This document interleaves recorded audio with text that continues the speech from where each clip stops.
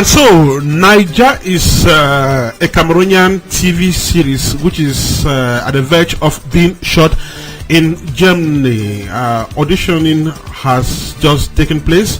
Last week, the artists or the actors who will be taking part in this series were drilled in a training session by Cameroonian-born Emil Abossolo. Emil Abossolo is a talent coach who is based in France. He's also an actor. He's quite gifted in so many aspects. But then, in the aspect of training artists, he is just the best. So he was flown to Germany last week to drill these actors who will be taking part in the upcoming series. And so for a whole day, he worked with these young men and women. Our man Marcel Ajik was there, and soon after the training session, he cornered Emil Abossolo, and both men had the following discussion. Listen to it carefully, then we'll be right back. Good morning, Ernest, and you will bear witness with me that the myth surrounding movie auditioning and casting has been so mythic that observers think it is a major cause of disintegration, especially in the movie industry.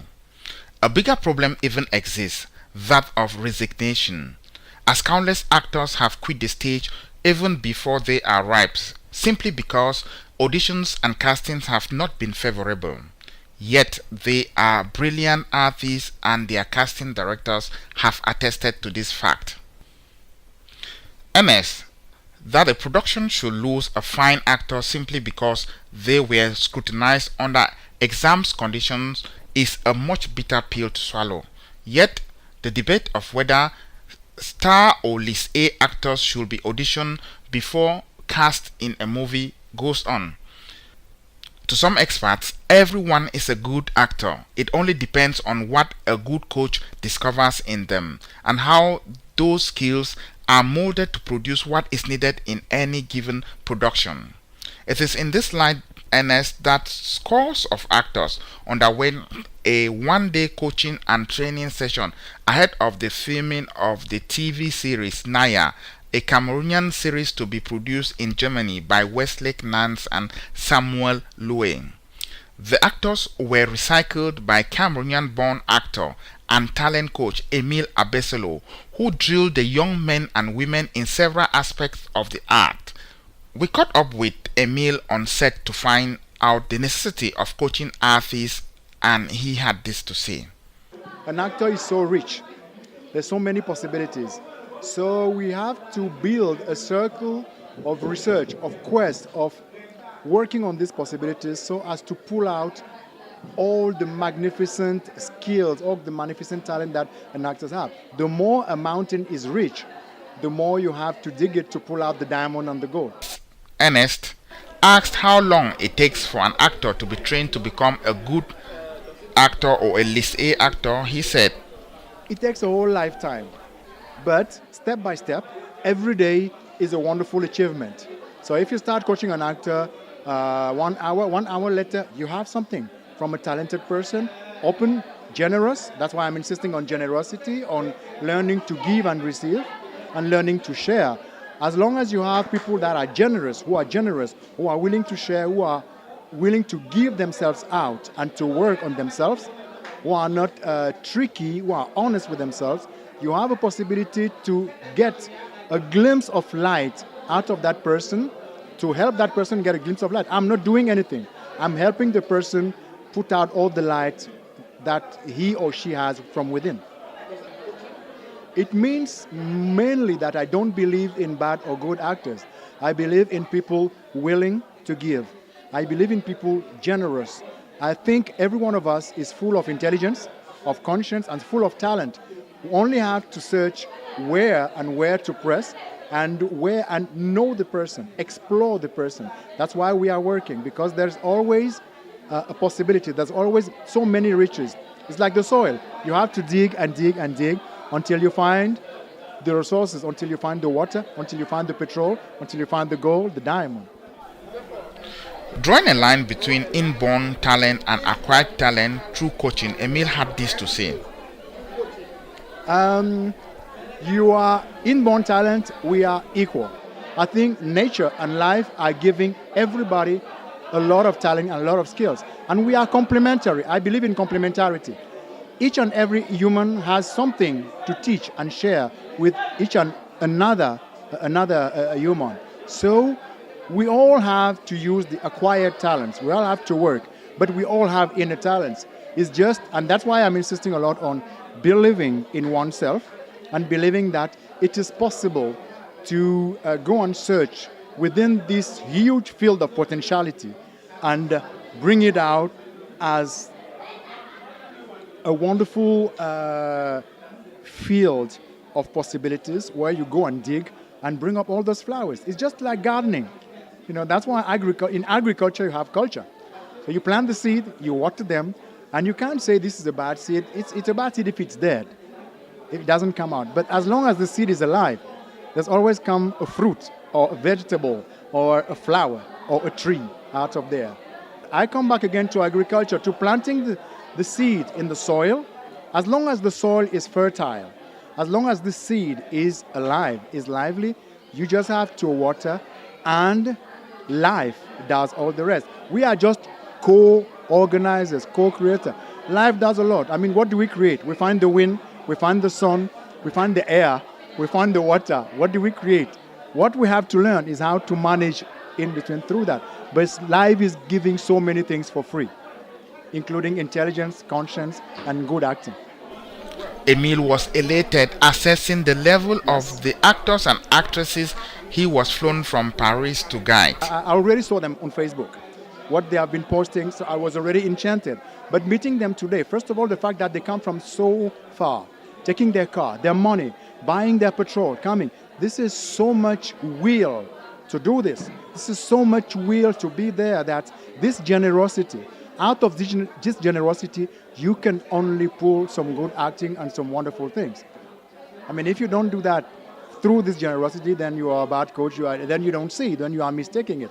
I cannot mistake. There's a lot of intelligence, a lot of generosity, a lot of will, a lot of consciousness, a lot of beauty, a lot of light inside those people. And I am sure they're wonderful people. And if you're a wonderful person, of course, you are a wonderful actor. Provided you work on it and you love it and you want to. And they all want to. They're all working wonderfully. So I'm sure this Naya thing, it's just going to be, I don't know what to say, a field of magnificence. In his last words to motivate aspiring actors and actresses of African descent, Emil told them not to relent their efforts. I am encouraging them, I am pushing them, I am begging them to look at Africa, to write Africa with freedom in between. There's the A, there's the free, F-R-E-E, and K-A, which means vital energy. So we are from Africa, that we have our vital energy is free. And let nobody put us in prison. Let nobody tell us who we are, who we have to be, what we have to do. Believe in ourselves. Believe in what our ancestors did. Believe in life. Who gave us the most beautiful continent on earth? Who gave us a continent who is the cradle of humanity, and who gave us the continent where so many stories to be told. And as it is said in some songs, half this story has never been told. So the only land where cinema has to come out magnificently and marvel the world for the future 10,000 years is Africa. So as long as they want to be acting, they want to take their life, be responsible of their life, let them go on and have no fear. Also on board to prepare and coach actors with sound, technical and cinematographic tips for the Naya TV series, which producers tell us will be completed in 2 years, was Cameroonian-born director, actor and cinematographer Pauline Tadajo, popular for his 2011 movie Un Africain en Hiver, literally translated An African in Winter. Ernest, for one thing, Emil Abossolo and Pauline Tadajo succeeded in bringing out skills embedded in every actor, making sure they explain how such skills could be exploited. The exercise, which lasted over 10 hours, took place in the German city of Frankfurt. Adik Maxell for African Cocktail in Germany. You just listened there to Emil Abossolo, a talent coach who sounded very, very positive and, of course, very encouraging. Okay, at exactly 15 minutes past 11, let's move back to London. Okay, we've been talking branding, and of course branding, and our focus is African artists, musicians, actors, models, and what have you. So one of them is here with us. He doubles as resource person on this show. His name is Ken Shali Monet. All right, Ken, you're welcome to African Cocktail. Thank you once more, Mr. Ernest Kanjo, for having me, and thank you again for all you do. Now, Kenneth, you've been listening all along, and I and Cynthia have been trying to define this term branding. So far, what do you think? So far, Mr. Ernest, before I give my own point of view about branding, I want to tell you that I've been listening to the show, one, as a resource person, and two, as a hardened listener to this program. I want to say that the correspondent from Germany, I listened keenly to everything that he said, and if I tell you that I was taking notes about what he was saying, don't doubt me for that, because it's the bitter truth. Because one thing which I cried after listening to him is that if I had the opportunity to be in that workshop, I would definitely be there and have a tete-a-tete with somebody like that, because he knows exactly what it means to succeed in this industry. Only those words of encouragement that he gave, that people like us we need to continue to forge ahead and try to be what we think and know that we are going to be in the industry. Kenneth, one of the things Emil Abossolo said is that you should believe in yourself. Do you think this is a strength if you have as an actor? Yes, you have to believe in yourself. If you want to be an actor, if you want to be a public person, being an actor, being a politician, being a musician, being a director, a cast, whatever it is that it has to do with entertainment, you must do everything to fight your complex. If you have complex, you have no room in the entertainment industry. That is for sure. Kenneth, you have to believe in yourself and trust in your guts and believe in what you do. Kenneth, you've worked in a joint production sets. I mean, working with Nigerians. You are a Cameroonian, and you've been in many movie projects where you have Nigerian actors and Cameroonian actors. And some observers have said that Cameroonian actors have the tendency of leaning behind, when they have big names on set. Is that true? Mr. Ernest, as a Cameroonian actor, I would definitely want to stand up for Cameroonian actors and actresses, and I will let you first of all know that I'm happy with the way they are growing up in the industry and with the way they are improving. But from what they just said, being on certain sets with some Cameroonian actors and actresses, when they have some of these A-list actors on set, I would like to tell you that I was dumbfounded when I saw their reaction when they saw these people. So that is, again, it goes back to the point of believing in yourself and know your art. I don't think that the presence of any person should intimidate another actor, and no actor, the presence of any actor, be it from Hollywood, Nollywood, or wherever, has ever intimidated me on any set. Right. And I was really shocked. I was embarrassed by some of their reaction, because when those actors and actresses appeared on set, instead of them believing in them, those other Cameroonian actors believing in themselves and doing their game, they were running towards these people and just standing behind and watching them. That is not what it takes to be an actor. When you're an actor, you have to believe in yourself, you have to trust your gut, and the presence of any other actor should not intimidate you, but it should encourage you. Now, I have this filmmaking jargon, or call it terminology, list A actor, list A actors. Now, I seem not to understand what this is all about. Do you think that if you are going into a production and some of the people you're going to feature in the movie with are described as list A, then you are not even given any category? Don't you think it's a little frustrating? I understand very much what you're saying, but like the saying goes, the truth is bitter, but it must be spoken. I am an actor. I am a writer. Definitely, there are different categories in every department. Right. So it's just like if you have a job, there'll be a president, there'll be a vice president, there'll be a CAO, and then they will come down to the supervisors and managers, and then to the workers. So what I will let you know is that when they call an actor a list A actor, it is something which I respect, because it just goes to define your level in that specific society, or your level in the movie industry. I respect that fact, and I know that we have list A's, we have the list A minus, we have the list B, we have the B minus, we have the B plus, we have the C's, and then right down to any grade that it is. But mostly we talk of the list A's. So when we are talking of the list A's, because why do they call them list A's? Because these are people who have approached branding in a successful way. They branded themselves, and the branding comes with what? With the confidence, the self-confidence that they have for themselves. So when they branded themselves, they got to that level. And until the other actors who are coming up also brand themselves like these people, emulate them. Okay. We take from their good example, then which are we going to play them? So I don't really have any issue with the list A actors on the movie set. Now, Kenneth, since we are talking about public people, I'm going to call some names here, and I want you to make some comments. Now, I've had the opportunity to trail artists quite much, especially movie artists, and I've been in so many movie sets with Cameroonian actors and Nigerian actors. I'm going to name 4 actors. Now, when I watch Jeffrey Epule, for instance, who is one of Cameroon's leading actors, when I watch him on set with Jim Ike, I see no difference in terms of performance.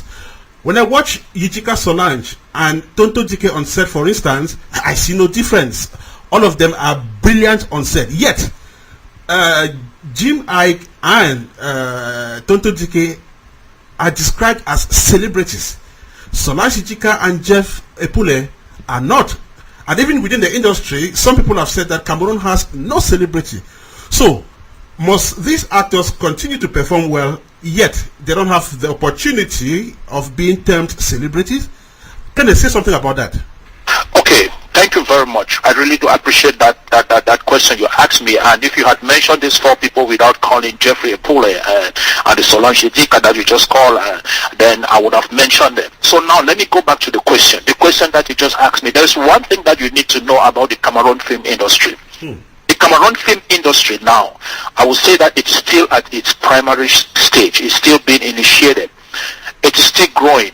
Now, when you look at the Jim Ikes and the Tonton Dikes and the Mercy Johnsons, they are being called celebrity. Why are they being called celebrity? You have to look first and foremost at the marketing strategy and the way Nigerian movies are being marketed via Nollywood. Now, you have the Cameroon film industry which is coming. And it's just like if you follow the ladder or if you follow the step, there is Nollywood, there is Bollywood, there is a Hollywood, there is a Bollywood, there is Nollywood, and all these woods come in, and that is how the step goes. So Nollywood is already climbing and it's been recognized. Now, the point is that it is their level that they have gone so far. It does not eliminate Jeffrey Epule as an A-list actor. Just like Jim Ike. And the one thing that I also like is that when you're liking the 2 of them, I like a situation where we can liken 2 actors. Like they have the same styles, they have the same skills, they have the same personality, like we're talking of Jeffrey Epule and Jim Ike. But when it comes to a point where you're trying to make yourself be that person, that is what I don't like. And that is where you lose the confidence. And one thing I like about Jeffrey Epule is that he is himself. He is himself. The audience or the public tells people that this is the person they can liken him to, just like some people liken Jim Ike to Eddie Murphy, because he uses his own style and does his movie into the style of Eddie Murphy. So when you look at everything, it's not that our actors and actresses, they are not known.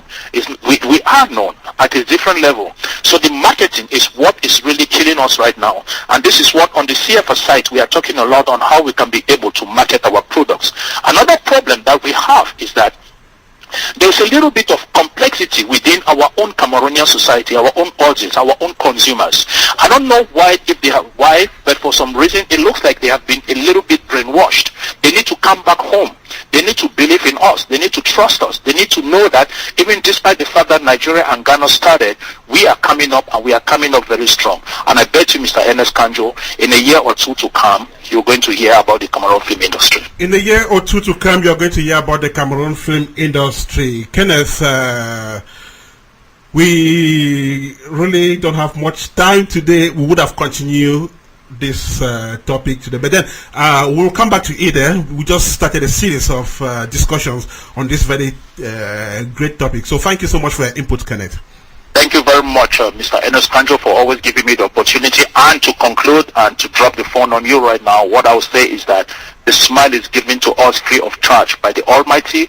All we need to do is always generous with it. So when we go on a movie set, we need to smile. That is another part of branding. Thank you. Okay, we need to smile on the movie set, and if we do that, then we would have been in the process of branding. His name is Ken Charlie Monet. He is a resource person on this show.